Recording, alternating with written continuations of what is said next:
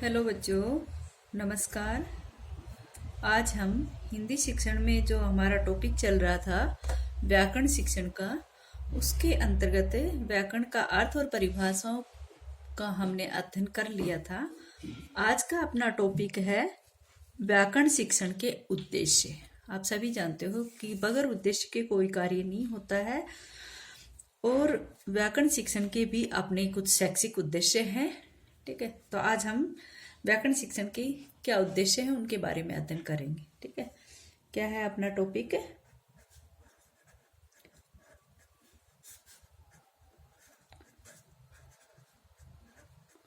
व्याकरण शिक्षण के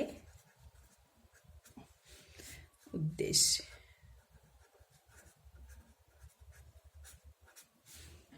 ठीक है, व्याकरण शिक्षण के उद्देश्य। कोई भी कार्य बगैर उद्देश्य के नहीं होते हैं और व्याकरण शिक्षण का अपना एक महत्व है।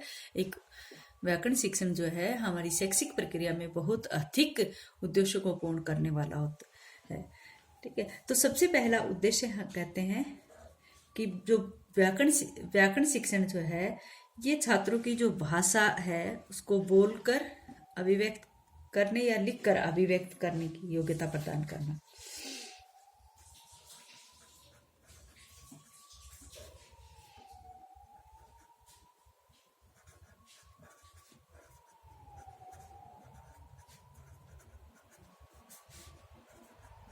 बोलकर या भाषा को बोलकर या लिखकर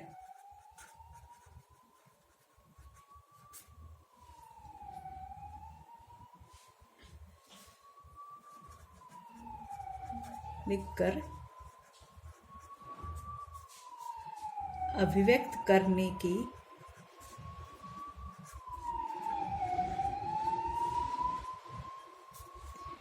योग्यता प्रदान करना। भाषा को बोलकर या लिखकर, दो बार लिखकर लिख दिया मैंने, बोलकर या लिखकर अभिव्यक्त करने की योग्यता प्रदान करना। छात्रों में जो भाषा को बोलकर नहीं, भाषा को ही नहीं, सिर्फ शुद्ध भाषा को बोलकर बोलकर या लिखकर अभिव्यक्त करने की योग्यता प्रदान करना। छात्रों को व्याकरणिक ज्ञान देना। नेक्स्ट है प्रकृति की पहचान करना। किसकी प्रकृति? भाषा की प्रकृति। यहाँ पर भाषा भी लिख सकते हो आप। भाषा की प्रकृति की पहचान। व्याकरण जो है वो भाषा की प्रकृति की पहचान करता है और वो पहचान एक प्रकार से स्वाभाविक रूप से करता है। भाषा व्यक्त करने की योग्यता प्रदान करता है। ठीक है, नेक्स्ट है व्याकरण शिक्षण ही हमें भाषा की प्रकृति की करवाता है। ठीक है, नेक्स्ट है भाषिक तत्वों का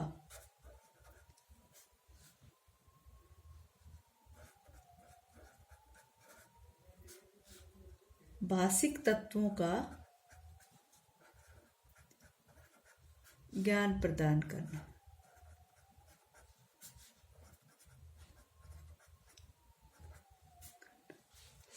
भाषिक तत्वों का ज्ञान प्रदान करना।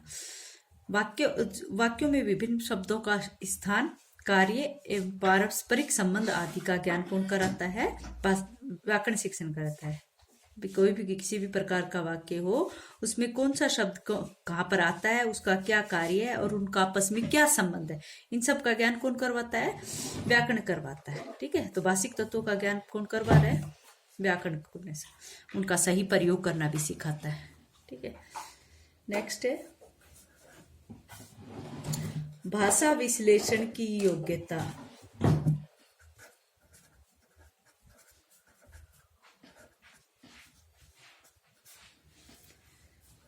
भाषा विश्लेषण की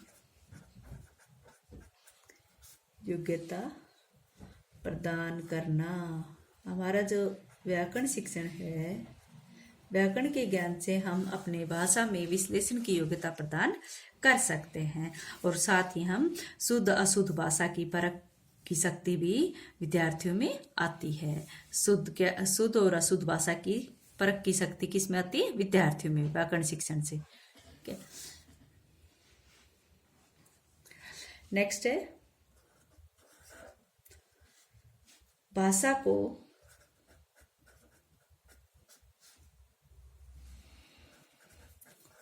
विकृत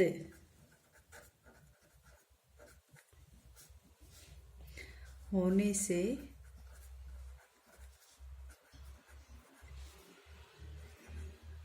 बचाना। भाषा को विकृत होने से बचाना एक व्याकरण ही है जो हमें भाषा का सही प्रयोग सिखाता है। कौन से शब्दों की क्या आवश्यकता है, कौन से शब्द कहाँ पर है आना चाहिए, क्या शब्दों में आपस में मेल जोल है, उन सब चीजों का सही ज्ञान व्याकरण करवाता है, जिससे भाषा को विकृत होने से बचाया जा सकता है। ठीक है।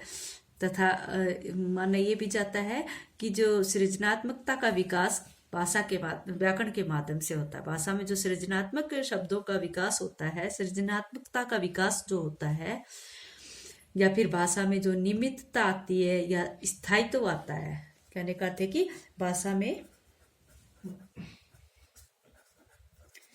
नियमितता,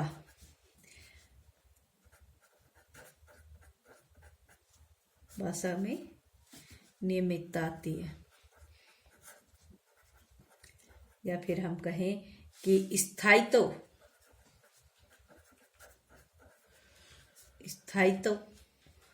लाना। किसका कार्य है ये? व्याकरण का कार्य है। भाई भाषा की विकृति क्यों हटा रहे? क्योंकि भाषा में नियमितता लाता है, स्थायित्व लाता है, और कौन से शब्द का प्रयोग होना चाहिए, कौन से शब्द का क्या कार्य है, इन सब चीजों के कारण हम ये मानते हैं कि हमारी भाषा को दुरूह होने से कौन बचा रहा है? व्याकरण बचा रहा है। नेक्स्ट है कम से कम शब्दों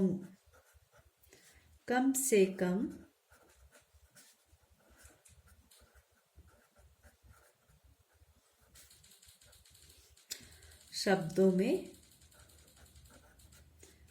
शुद्धता।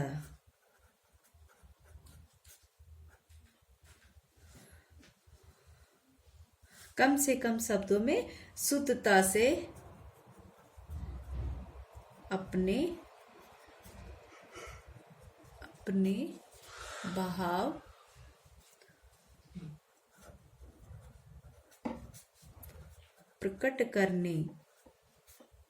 भाव प्रकट करने की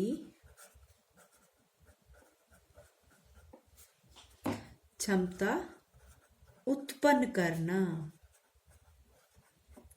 कौन करवाता है? व्याकरण करवाता है। कैसे? कम से कम शब्दों में शुद्धता से अपने भाव प्रकट करने की क्षमता उत्पन्न करना व्याकरण का ही उद्देश्य है। व्याकरण शिक्षण का ही ये उद्देश्य है कि वो कम से कम शब्दों में शुद्धता से अपने भाव प्रकट करने की क्षमता उत्पन्न करता है। ठीक है। और भाषा को वैज्ञानिक दृष्टिकोण से देखने में प्रवीण बनाता है। ओके, नेक्स्ट क्या है? भाषा को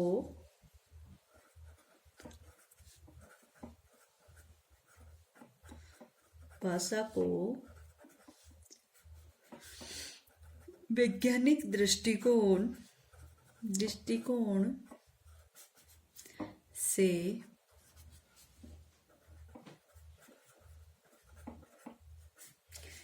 देखने में प्रवीण बनाना किसका उद्देश्य है? व्याकरण शिक्षण का। क्योंकि हमारी जो वर्णमाला है उसका प्रयोग इस प्रकार से किया गया है, जो अपने मुख के प्रत्येक अंग के साथ, या फिर जैसा अपनी वैज्ञानिक रूप कैसे है कि जैसा बोला जाता है वैसा ही लिखा जाता है। ये सब वैज्ञानिक कारणों से ही है कि हमारी भाषा में वैज्ञानिकता का पुट है कि जैसा हम बोलते हैं वैसा ही लिखते हैं, या फिर जैसे क्रम से उसका उच्चारण करते हैं, मुख विवर से वर्णमाला का जो उच्चारण करते हैं वो क्रम से ही होता है। नियमितता के साथ ही होता है। ठीक है, तो इसलिए वैज्ञानिक दृष्टिकोण से देखने में प्रवीण बनाता है कौन? व्याकरण, क्योंकि व्याकरण से ही हमें इन सब चीजों का ज्ञान होता है, कौन से वर्ण को कहाँ से बोलना है, कैसे लिखना है, कैसे बोलना है। ठीक, नेक्स्ट है व्यवहारिक पक्ष की बजाय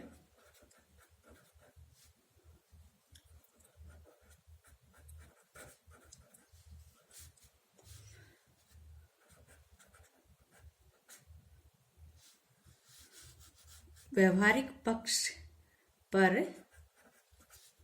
सैद्धांतिक पक्ष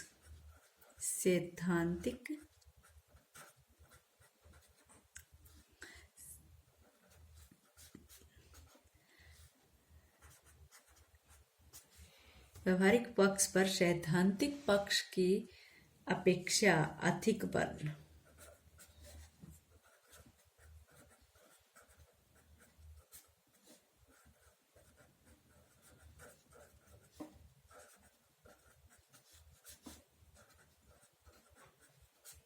व्याकरण के व्यवहारिक पक्ष पर सैद्धांतिक पक्ष की अपेक्षा अधिक बल दिया जाता है, जिससे व्याकरण का शिक्षण नीरस न बन सके। ठीक है, क्यों दिया जाता है? व्यवहारिक पक्ष पर क्यों जोर दिया जाता है? क्योंकि ताकि व्याकरण शिक्षण नीरस न बन सके। अच्छा बच्चों, आज इतना ही।